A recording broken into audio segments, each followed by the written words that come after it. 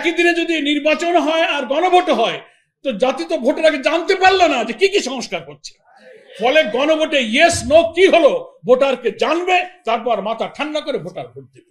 সুনির্দিষ্টভাবে আমি আজকের এই সেমিনারে প্রস্তাব উত্থাপন করতে চাই, আগামীকাল জুলাই চার্টার যে সাইনিং সেরিমনির আয়োজন করা হয়েছে, দাওয়াত দেওয়া হয়েছে, আমরা ভেবেছি আমাদের প্রয়োজনীয় যে সমস্ত সমস্যা এখনো নিষ্পত্তি হয়নি, তার যে প্রচেষ্টা অব্যাহত আছে, সেগুলো আলোচনার ভিত্তিতে সমাধানের কোনো সুযোগ যদি আমরা দেখি, আমরা আমাদের এই স্বাক্ষর অনুষ্ঠানে যাওয়ার ব্যাপারে আপত্তি থাকবে না। আমরা আমন্ত্রণ পেয়েছি, কিন্তু আমরা চিন্তা করছি আমরা কালকে কি ভূমিকা রাখবো। ডক্টর প্রফেসর মোহাম্মদ ইউনূস সাহেব একদিকে তিনি head of the national consensus commission, আবার তিনি হেড অব দি গভর্নমেন্ট, দুইটা জায়গার আপনি প্রধান। আপনার কাছে অনুরোধ, আপনি যে গণভোটের প্রস্তুতি নিচ্ছেন, এই জুলাই জাতীয় সনদ যে খসড়া তৈরি করা হয়েছে তার মধ্যে এই উভয় হাউজে পেয়ার পদ্ধতির প্রস্তাবকে অন্তর্ভুক্ত করুন, করে সেটা আপনি গণভোটে দিন। যদি জনগণ গণভোটে এটাকে অ্যাকসেপ্ট করে, জাতিকে সেটা মেনে নিতে হবে। যদি অ্যাকসেপ্ট না করে, তাও জাতিকে মানতে হবে। কিন্তু আপনি জনগণের মতামত না নিয়ে এটাকে আপনি উপেক্ষা করবেন কি করে? গণভোটে যেহেতু আপনি যাবেন, ফলে এটাকে আপনি জুলাই চার্টারের মধ্যে আপনি অন্তর্ভুক্ত করুন। এটা আমাদের একটা দাবি। দ্বিতীয় হচ্ছে, 84টি বিষয়ে আমরা একমত হয়েছি। 166টি বিষয়ে কমিশন সুপারিশ পেশ করেছিল। 20টি গুরুত্বপূর্ণ সাংবিধানিক বিষয়ে মেজর ডিফারেন্স অফ ওপিনিয়ন থেকে সেটার উপরে প্রায় 23টি মিটিং আলোচনা হয়েছে। প্রায় আমরা সব একমত হয়েছি। একটা দল প্রায় 8টা-9টা জায়গায় নোট অফ ডিসেন্ট দিয়েছে। আমরা প্রস্তাব দিচ্ছি, গণভোটের যে প্রস্তাবনা তৈরি করা হবে, ঐক্যমত্য কমিশন যে সুপারিশগুলো পেশ করেছে, সেগুলোই সব আপনি গণভোটের প্রস্তাবে দিয়ে দেবেন।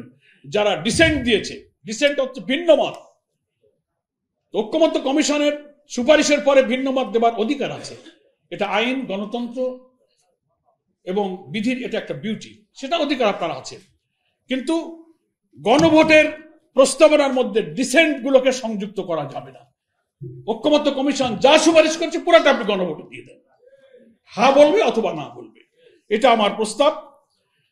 দ্বিতীয় হচ্ছে যে, গণভোট কখন হবে? কেউ বলছেন একই দিনে হবে, জাতীয় নির্বাচন আর গণভোট। তার প্রবলেমগুলো কিন্তু ওনারা বলেছেন। মেজর 3টা সমস্যা আছে একদিনে ভোট হলে।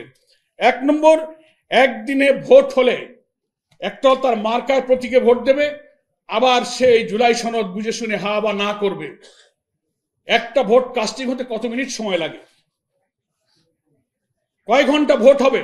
একজন ভোটারকে চিন্তা করে এইসব ভোট দিতে গিয়ে প্রতি মিনিটে, প্রতি সেকেন্ডে কতটা ভোট কাস্ট হচ্ছে, এই হিসাব করে আমরা দেখেছি প্রচুর ভোটার কিন্তু শেষ পর্যন্ত ভোট দিতে পারবে না, লাইনে দাঁড়িয়ে থাকবে, সময় শেষ হয়ে যাবে।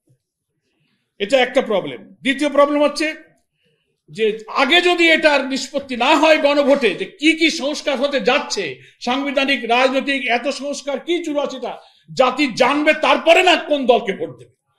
তো একই দিনে যদি নির্বাচন হয় আর গণভোট হয়, তো জাতি তো ভোটের আগে জানতে পারলো না যে কি কি সংস্কার করছে। ফলে গণভোটে ইয়েস নো কি হলো ভোটারকে জানবে, তারপর মাথা ঠান্ডা করে ভোটার ভোট দেবে। এদের বিফোর ন্যাশনাল ইলেকশন আমাদের এই গণভোটটা দিতে হবে, এবং আমরা মনে করি প্রায় সব দল যে নভেম্বরেই গণভোট হওয়ার হচ্ছে উপযুক্ত সময়।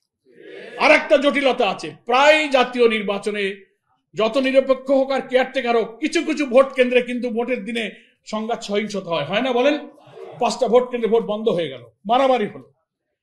এরকম ঘটনা যদি ঘটে, তো ভোট যদি বন্ধ হয়ে যায়, যেহেতু প্রতীকের ভোট হবে, দলের ভোট হবে, তাহলে গণভোটের দশাটা কি হবে? একটা কেন্দ্রেই তো ভোট হবে, তো ওই কেন্দ্রে মারামারি হলো, 10টা কেন্দ্রে ভোট বন্ধ হলো, তাহলে গণভোটের রেজাল্টটা কিভাবে আপনি পাবেন? একটা ক্রিটিক্যাল সিচুয়েশন তৈরি হবে। সেই জন্য কোন ক্রমেই একদিনে গণভোট করা যাবে না, নভেম্বরে গণভোট আমাদের করতে হবে। সর্বশেষ কথা বলি যে, এই জুলাই সনদ বাস্তবায়ন, গণভোটের আয়োজন এবং আইনি ভিত্তিক যে প্রক্রিয়া করা হয়েছে, যে জুলাই সনদ বাস্তবায়ন একটা আদেশ রাষ্ট্রপতি দেবেন, তার ভিত্তিতে সেই গণভোটটা হতে হবে। যদি আমরা একমত হয়ে এটার উপরে যাই, একটা অবাধ নিরপেক্ষ নির্বাচনের সম্ভাবনা আছে। কিন্তু এখনই প্রশ্ন তৈরি হয়েছে, সরকারের অভ্যন্তরে থাকা কিছু ব্যক্তি গভর্নমেন্টকে মিসগাইড করে নির্বাচনের আগে লেভেল প্লেইং ফিল্ড নষ্ট করে ডিসি, এসপি, ইওনো, সচিব, আমলা বিভিন্ন জায়গায় একটা দলের নির্দেশনায় তারা বদলির তদবির শুরু করেছেন। তারা তাদের দলীয় লোকগুলোকে এনে এনে এক একটা চেয়ারে বসাচ্ছেন। তাহলে এত সংস্কার করে লাভটা হবে কি?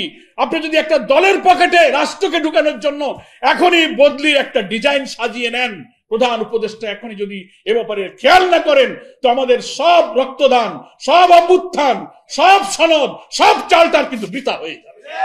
এই জন্য প্রশাসনকে নিরপেক্ষ রেখে লেভেল প্লেইং ফিল্ড করার মধ্য দিয়েই আর এই সংস্কার প্রস্তাব অবিলম্বে জাতির আকাঙ্ক্ষা অনুযায়ী বাস্তবায়নের মধ্য দিয়ে হয়তো আমরা আমাদের শহীদদের স্বপ্ন পূরণ করতে পারবো।